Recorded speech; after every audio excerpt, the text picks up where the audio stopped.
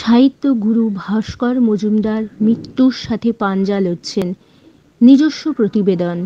আন্তর্জাতিক মানবাধিকার বিপ্লবী, পতিতাদের স্বাধীনতা বিপ্লবী, সমাজ সংস্কারক ও বর্তমান বিশ্ব সাহিত্য জগতের বিরল প্রতিভার অধিকারী মহান সেলিব্রিটি সাহিত্যগুরু ভাস্কর মজুমদার মৃত্যুর সাথে পাঞ্জা লড়ছেন।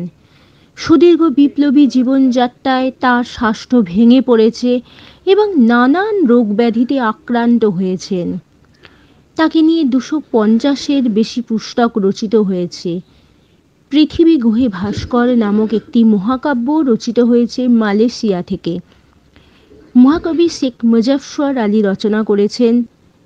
সাহিত্যগুরু ভাস্কর মজুমদারকে নিয়ে নোবেল পুরস্কারের দাবি বহু দিনের। তার কিডনিতে জল জমেছে, পিত্তথলিতে পাথর হয়েছে, লিভারে চর্বি জমেছে, স্পন্ডিলাইটিস হয়েছে, আরও বেশ কিছু জটিল রোগে আক্রান্ত হয়েছেন এই মহান সেলিব্রিটি। নানা সাহিত্যিকদের রচনা থেকে এটা জানা যায়, এই মাতৃপিতৃহীন যুবককে রত্না চৌধুরী নামক একজন স্বার্থান্বেষী মানুষ ছেলে ডেকে তার সাথে পৈশাচিক ঘাতক আচরণ করেছে।